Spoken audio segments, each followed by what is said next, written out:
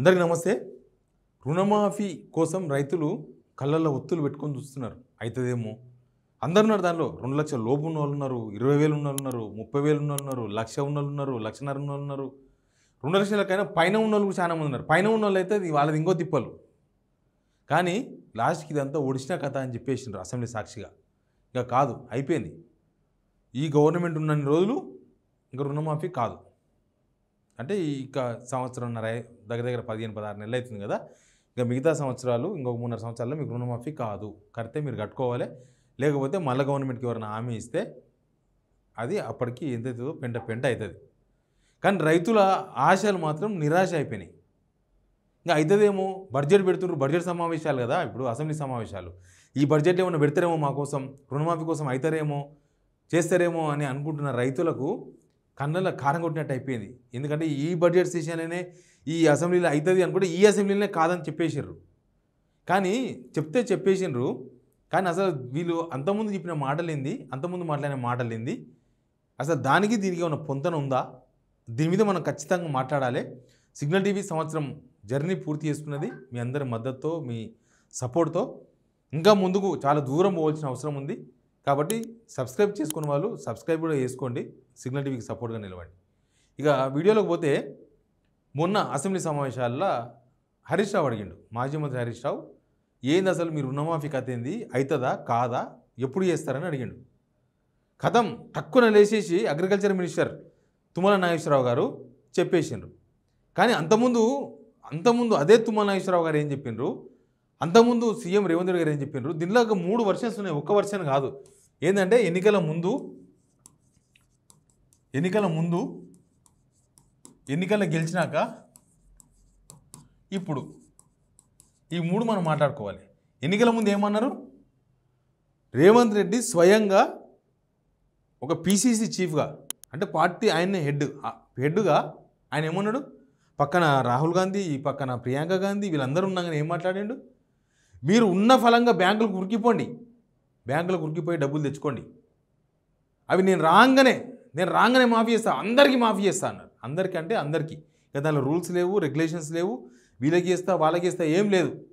రుణమాఫీ, పంటల రుణాల కోసం అయితే అప్పు తెచ్చుకుంటారు అదంతా చేసేస్తామని చెప్పినారు. ఇక ఏమనుకుంటారు రైతులు, మంచిగా చెప్తున్నారు మా కోసం, అవుతుంది ఇంక రుణమాఫీ అయిపోతుందని. నాకు తెలిసిన చాలామంది రైతులు, నాకు తెలిసిన వాళ్ళు కాదు, మొత్తం తెలంగాణ వ్యాప్తంగా కూడా ఉరికిపోయి లోన్ తెచ్చుకున్నారు. 2-3 రోజుల ముందర, ఎలక్షన్స్కి 3-4 రోజుల ముందర ఉరికిపోయి బ్యాంకులో పోయి అవసరం ఉన్నా లేకపోయినా ఏదో ఒకటి అప్పు కట్టుకోనికనో లేకపోతే ఏదో దానికి పోయి అప్పు తెచ్చుకున్నారు. ఎంతో అంత 50,000, 60,000, 1,00,000, 1,50,000 తెచ్చుకున్నారు.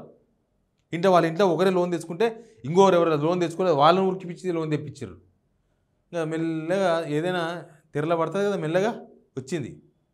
ఎలక్షన్ గెలిచిర్రు, లోక్సభ ఎలక్షన్ వచ్చింది.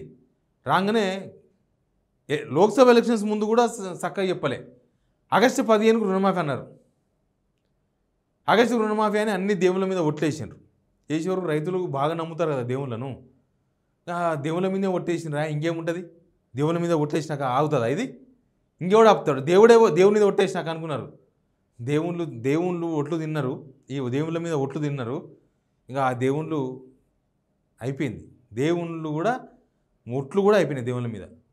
ఇంకా స్టార్ట్ చేసారు, ఇంకా రూల్స్ కండిషన్స్, వీళ్ళకేయం వాళ్ళకేయం, రేషన్ కార్డు, ఆ కార్డు ఈ కార్డు, రకరకాల కార్డులు తీసుకొచ్చి తెర మీద పెట్టేసి రూల్స్ పెట్టి సగం చేశారు. ఇప్పుడు లెక్కేంది, రుణమాఫీ చేయాల్సింది 31,000 కోట్లు. 31,000 కోట్లు. అసలు 31,000 కోట్లు అని ఎవరు చెప్పిర్రు, సీఎం రేవంత్ రెడ్డి గారు చెప్పిండ్రు. 31,000 కోట్లు చేయాల్సింది 100% చేస్తామని చెప్పారు. 100%, దానిలో డౌట్ లేదు. ఇంకా రాజే అయిపోయిన తర్వాత దాని డౌట్ ఎందుకు ఉంటుంది. ఇప్పుడు వేరే వాళ్ళు చిన్న ఎక్కడో గాంధీ భవన్లో కూర్చొని మాట్లాడుతూ ఆ కాంగ్రెస్ పార్టీ లీడర్ చెప్తే నమ్మకుంటుంది. రేవంత్ రెడ్డి గారే మన రాజే చెప్పినాక మనం నమ్మమా, రైతులు అట్లే నమ్మిర్రు. ఇక సరే 31,000 కోట్లు అంటారు కదా, అందరికి వచ్చేస్తుంది అయిపోతుందిలే అనుకున్నారు. తీరా అయ్యింది ఎంత, 20,616 కోట్లు. అంటే ఎంత కట్ అయింది, 10,324 కోట్లు. 10,324 కోట్లు అంటే లక్షల మంది రైతులకు రాలేదని అర్థం. లక్షల మంది మనకి ఇక్కడనే అర్థం కదా. 3 మొత్తం 30,000 కోట్ల 200 అయింది. వాళ్ళ చెప్పిన లెక్క 200 అయింది, ఒక వంతు కాలే. 200 అయింది, 3 వంతులు, ఒక వంతు కాలే. వాళ్ళు చెప్పిన లెక్క అసలు లెక్కనేమో 1 వంతే అయింది, మిగతా 300 కాలేదని లెక్క ఉంది. గ్రౌండ్లోకి పోతే చూస్తే చెప్తున్నారు కదా, అందరు చెప్తున్నారు. మా ఊళ్ళో 500 మంది రైతులు ఉంటే 250కి అయింది, లేదా 220కి అయింది, పైన కాలేదు. తర్వాత 42 లక్షల మంది రైతులు బ్యాంకర్లు ఇచ్చింది 42 లక్షల మంది రైతులు 42 లక్షల మంది రైతులు అప్పులు ఇచ్చినాం అని బ్యాంకులు లోన్లు లిస్ట్ ఇచ్చారు గవర్నమెంట్కు. ఇస్తే వీళ్ళేం చేసినారు 25,35,000 మందికి ఇచ్చారు. దాని మీద కూడా తుమ్మల నాగేశ్వరరావు అబద్ధం ఆడుతున్నారు. తర్వాత ఇంకా కావాల్సింది 16 లక్షల మంది ఉన్నారు. అదే చెప్తున్నా 16,65,000 మందికి రుణమాఫీ కాలే. కానీ వీళ్ళేమో అయిపోయిందని చేతులు దులిపేసుకున్నారు. అయిపోయింది, ఇంకా చేసేది ఏం లేదు. 2 లక్షల లోపు ఉన్న వాళ్ళు చాలామంది ఉన్నారు. తర్వాత 2 లక్షల పైన ఉన్న వాళ్ళు చాలామంది ఉన్నారు. ఈ పైన ఉన్న వాళ్ళు అయితే మరీ మోసం చేసిండ్రయ్యా. ఏమైందంటే 2 లక్షల పైన 2,20,000, 2,10,000, 2,30,000 ఉంటుంది కదా, వాళ్ళకి రేవంత్ రెడ్డి ఏం చెప్పిండు, పోయి తెచ్చుకోపండి. నేను చెప్పినందుకు ఆయన చెప్పింది వినిపిద్దాం మాకు. 2 లక్షల పైన రుణమా ఉన్నవాళ్ళు 2 లక్షల పైన ఉన్న రుణాన్ని మీరు బ్యాంకులో చెల్లించండి. మీరు చెల్లించిన మరుక్షణం ఆ 2 లక్షల రూపాయలను కూడా మీ ఖాతాలో వేసే బాధ్యత మా ప్రభుత్వం తీసుకుంటుందని చెప్పి నేను ఆ రైతాంగానికి తెలియజేస్తున్నా. ప్రభుత్వ నిర్ణయం మీకు ఇప్పుడు ప్రత్యేకంగా చెప్పదలుచుకున్నది ఏంటంటే, ప్రభుత్వ నిర్ణయం 2 లక్షల వరకు ఉన్నటువంటి రుణమాఫీ 2 లక్షల పైన లేదు. 2 లక్షల వరకు ప్రభుత్వ నిర్ణయం చెప్తున్నా. 2 లక్షలకి వరకు కుటుంబానికి 2 లక్షల లోపు ఉన్నటువంటి కుటుంబాలు 25 లక్షలు మా దగ్గరికి చేరినాయి అధ్యక్ష. వాటికి మించి వల్లే 20,616 కోట్లు జమ చేయటం జరిగిందని చెప్పి గౌరవ సభ్యులకు సవినీయంగా మనం చేస్తున్నా. మీరు కన్ఫ్యూజ్ సార్, ప్రభుత్వము ముఖ్యమంత్రి గారు 2 లక్షల పైన ఉన్న వాళ్ళు పోయి బ్యాంకులలో డబ్బులు కట్టండి, మీకు కూడా రుణమాఫీ చేస్తామని స్వయంగా రాష్ట్ర ముఖ్యమంత్రి రేవంత్ రెడ్డి గారు చెప్పారు. వారి మాట నమ్మి 2 లక్షల పైన ఉన్న రైతులందరూ కూడా డబ్బులు కట్టారు. వాళ్ళ రుణమాఫీ జరగలేదు. 2 లక్షల లోపు ఉన్నటువంటి వాళ్ళకు కూడా లక్షలాది మందికి రాష్ట్ర వ్యాప్తంగా రుణమాఫీ జరగలేదు. మంత్రి గారేమో రుణమాఫీ అయిపోయిందని వారు ప్రకటించడాన్ని తీవ్రంగా నిరసిస్తూ బీఆర్ఎస్ పార్టీ తరఫున వాకౌట్ చేస్తున్నాం అధ్యక్ష. అర్థమైందా? తెరలం అయిపోయింది. ఇంకా రుణమాఫీ కాదు. ఈ గవర్నమెంట్ అన్న రోజులు రుణమాఫీ కాదు. ఈ ఎలక్షన్ మళ్ళీ నెక్స్ట్ ఎలక్షన్ అప్పుడు రుణమాఫీ గురించి మాట్లాడాలి.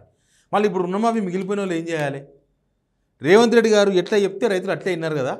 ఉరికిపోయి తెచ్చుకోనంటే ఉరికిపోయి తెచ్చుకున్నారు. అందరికి చేస్తామంటే ఓహో అందరికి చేస్తారంట అన్నారు. ఎలక్షన్ అయిపోయిన తర్వాత కొందరికే చేస్తాం రూల్స్ అన్నారు. సరే ఏదో ఒకటి కాలని అని చెప్పి అట్లా కూడా ఓకే అన్నారు. అట్లా కూడా సరే ఎంతమందికి అయితే చూద్దామన్నారు. అన్నీ ఉండి కూడా అర్హత ఉండి కూడా కాలేదు రుణమాఫీ. అందుకే కదా ఎంతమంది మిగిలినారు మొత్తం. కావాల్సిన వాళ్ళు 16.5 లక్షల మంది రైతులు ఉన్నారు. కావాల్సిన వాళ్ళు 10,384 కోట్ల రూపాయలు వాళ్ళు చెప్పినదే వాళ్ళు నిలబెట్టుకోలే. 31,000 కోట్ల రూపాయలు చేస్తున్నాం, అందరికీ చేస్తున్నామని రేవంత్ రెడ్డి ప్రకటించారు. దాన్ని కూడా జనం నమ్మినరు. అన్నీ నమ్మించి లాస్ట్కు గొంతుకు వచ్చారు. మీరు ఫస్టే ఈ ముచ్చట చెప్పింటే ఎలక్షన్స్ ముందర కనుక మేము ఇట్లా చేస్తామని లెక్క చెప్పింటే లెక్క వేరే ఉంటుండే, రైతుల లెక్క కూడా వేరే ఉంటుండే. ఎట్లుంది తెలుసా, రైతులను అప్రపాలు చేసినారు వీళ్ళు. మీరు ఉరికిపోయి తెచ్చుకోవడానికే కదా బ్యాంకులో పడిపోయి తెచ్చుకున్నారు. మేము ఇయ్యం, లేకపోతే మేము కాదు ఇప్పటివరకు ఉన్న లోన్లే ఇస్తాం, మీరు ఇంకా మళ్ళీ ఇప్పుడు తెచ్చుకుంటే మేము ఇయ్యం, లేకపోతే మేము ఇన్ని కండిషన్స్ పెడతామని చెప్పింటే రైతులు వాళ్ళ ఆలోచన వాళ్ళు చేసుకుంటుండ్రు. వాళ్ళేం బ్యాంకులో పడి ఉరికేతోళ్ళు కాదు, వాళ్ళేమి అప్పులు తెచ్చుకునే వాళ్ళు కాదు, ఇప్పుడు అప్పుల రైతులకు మిగిలిపోయే వాళ్ళు కాదు. రైతులను అప్పులకు నెట్టింది ప్రభుత్వం. అప్పులకు మంచిగా ఉన్న రైతులను తీసుకుపోయి అప్పులకు. ఇప్పుడు 2 లక్షల పైన ఉంది కదా, పాపం వీళ్ళు అయితే ఆ పైన ఉన్న డబ్బులు కట్టడానికి 2 లక్షల లోపు ఉంటేనే అవుతుందంట, 2 లక్షల ఊరుకుంటేనే అవుతుందంట, పైన ఉంటే కాదంట అని మొత్తం ఆ స్టేట్ల దగ్గరికి పోయి బ్యాంకుల దగ్గరకు పోయి బంగారం కుదబెట్టి ఏమంటే అప్పులు తీసుకొచ్చి 3 రూపాయల మిత్తి తీసుకొచ్చి ఆ పైన కట్టేసారు బ్యాంకులకు. కట్టేసినాక వీళ్ళు ఆట స్టార్ట్ చేశారు. లేదు మేము ఇప్పుడు ఇయ్యం, అప్పుడు ఇయ్యమని అక్టోబర్లో చెప్పారు నాకు తెలిసి రేవంత్ రెడ్డి. 2 లక్షల కన్నా పైన ఉన్నాయి మీరు కట్టుకోరు మేము చేస్తామని. అప్పుడు కట్టిర్రు. అప్పటి నుంచి ఇప్పటికి మళ్ళీ పెరిగింటుంది ఇంట్రెస్ట్. ఆ అప్పు తెచ్చి దాని ఇంట్రెస్ట్ పెరిగింది, అప్పు పెరిగింది, ఇది పెరిగింది, అన్నీ పెరిగిపోయినాయి. ఫైనల్గా రైతులు మొత్తం ఇప్పుడు అప్పులో ఉన్నారు. దానికి కారణం ఏంటంటే ఈ ప్రభుత్వం. మీరు అప్పు తీర్చడం కాదు, అప్పులు లోపలికి నెట్టినారు. ప్రతి ఊరికి పోతే మీ బాధితులు, ప్రభుత్వ బాధితులు, రేవంత్ రెడ్డి బాధితులు, తర్వాత తుమ్మల నాగేశ్వరరావు గారి బాధితులు. అసలు వీళ్ళందరూ ఎట్లా మాట్లాడారు? సంబంధం లేకుండా పొంగులేటి శ్రీనివాసరెడ్డి ఎగేసుకొని వచ్చి మాట్లాడతాడు. వైపై రుణమాఫీ చేసేస్తాం అందరికీ. అందరూ నమ్మియనికే అందరిని రైతులను నమ్మించి గొంతుకు వచ్చిండ్రు వీళ్ళు. మీరు నమ్మకపోతే వేరే ఉంటుండే, నమ్మిచ్చిర్రు. తీరా చూస్తే ఇది లెక్క. ఇంకా చేసేది ఏం లేదు. అందుకే నేను ఒడిసిన కథ అనిపెట్టిన. ఒడిసిన కథ ఇది. ఇంకెవరైనా రైతులు మాకు అవుతుందేమో రుణమాఫీ అనుకుంటే అది తప్పు. రుణమాఫీ కాదు. అసెంబ్లీలో గవర్నమెంట్ చెప్పింది. Please subscribe signal TV.